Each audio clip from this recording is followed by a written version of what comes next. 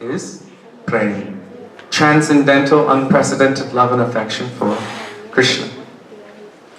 Another major tenet, Srila Gurudev would quote this verse almost every single day, and every place he went, he wanted us all to know it. If he ever asked, what is the definition of bhakti?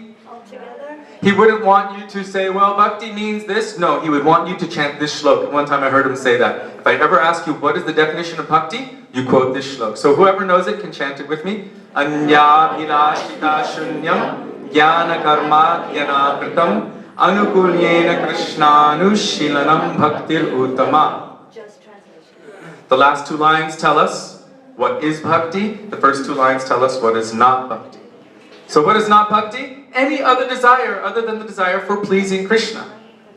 It's not covered by gyan, means knowledge aimed at impersonal liberation. It's not covered by karma, meaning I go in front of the deity, I put a donation in the donation box, and then I pray, please let me win the lottery. Right? Give me money, give me this, give me that. I'm giving you something, you give me something, that's karma. So jnana, karma, adi, yoga, astrology, all of these other things, it's not covered by all of these things. It is pure, like Shilanam Bhaktir Uttama, pure bhakti. So it's not covered by anything else. It has no selfish motive or desire. It is exclusively for the pleasure, happiness, and benefit of Krishna. Anukulyena Krishna Anushilanam means exclusively for him. And Anukul means what is favorable. So favorable is a very interesting thing. Very quickly, Kamsa was always absorbed in Krishna, but his mood was to kill Krishna. So this is not favorable. And although Krishna was wrestling with his wrestlers and experiencing so much pleasure,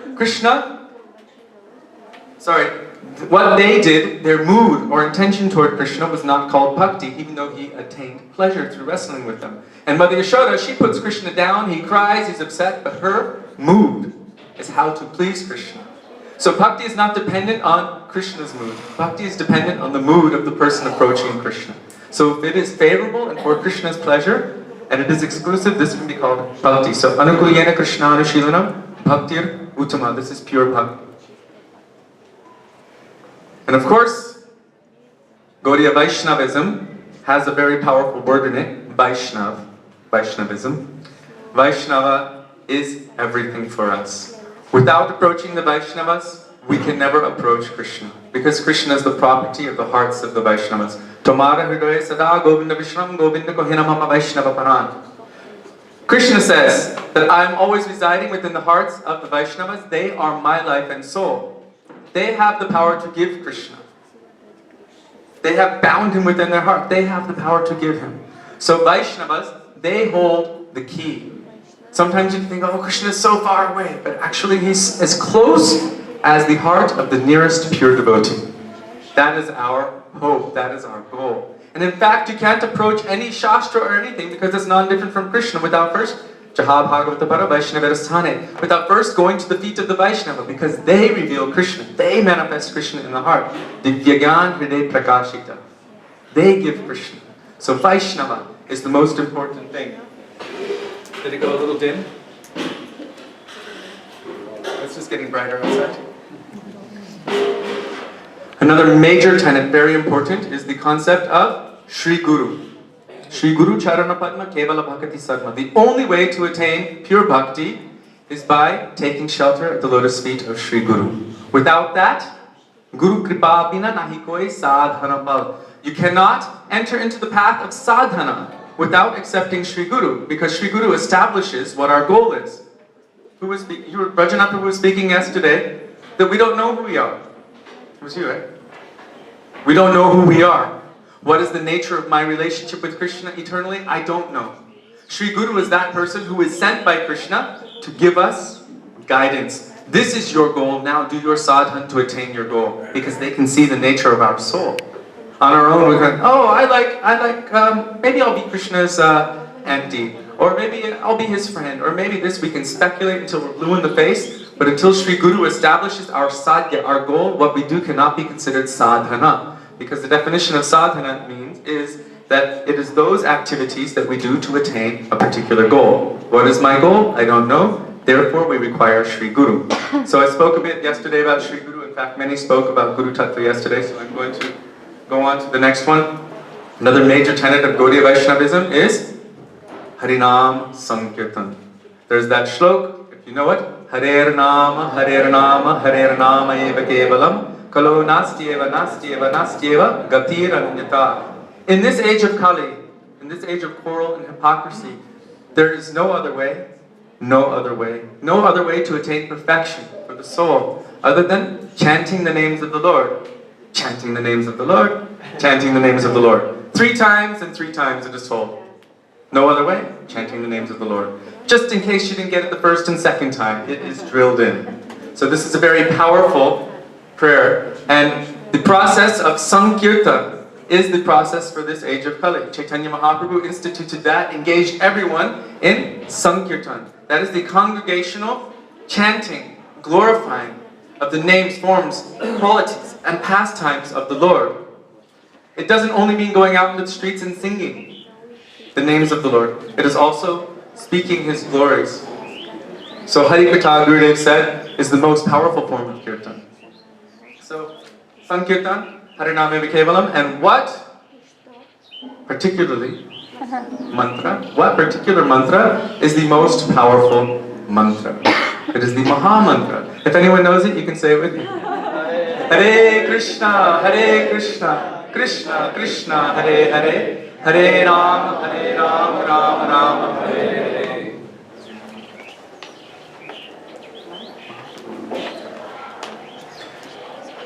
So Chaitanya Mahaprabhu, who is non-different, he is Sri Krishna, tasting the moods of love and affection of Sri Radha, took shelter of a very particular mantra to understand what it is like to love Krishna.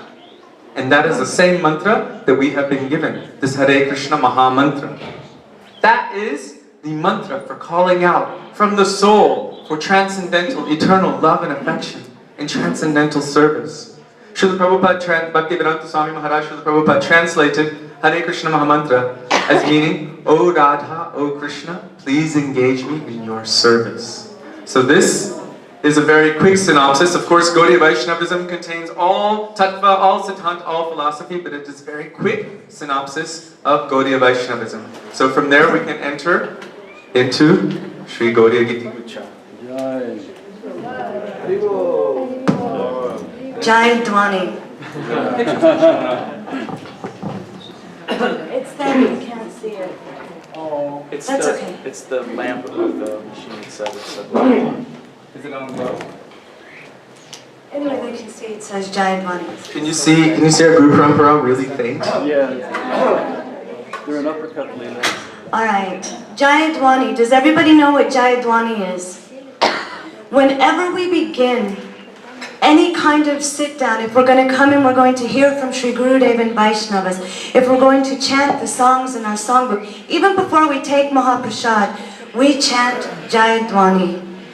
Jai. What does Jai mean? Does anyone know what Jai means? Come on. Louder. Okay. So whenever we chant the Jai Dwani, I find it very funny that everyone goes Jai. Jai. Jai. If we're calling out for victory, what does that mean? It means that there should be some defeat. Something should be going on and we're calling out for something. Jai, victory! Our acharyas have told us why we are calling out like this. It's not just something we do. It's not just that we can be, okay, they're calling the names Jai, Jai, Jai, Jai, victory, Jai, let's eat now. No, that's not what it is. Srila Bhaktisiddhanta Saraswati Thakur and our Gurudev as well, they have explained that Jai, when we are calling out Jai, the names of our acharyas, what are we doing? Saraswati Thakur, he said that in our hearts we have our little kingdom and we think that we are the king there, or queen as it may be. We think we are the ruler there and we are enjoying so much, but inevitably our kingdom is being overrun. Dacoits are coming and trying to take over constantly. What are those dacoits? Lust, anger, greed, madness, jealousy, duplicity, envy, hypocrisy. So many anarthas and desires are crowding my heart. 30 seconds. Hare Krishna, Hare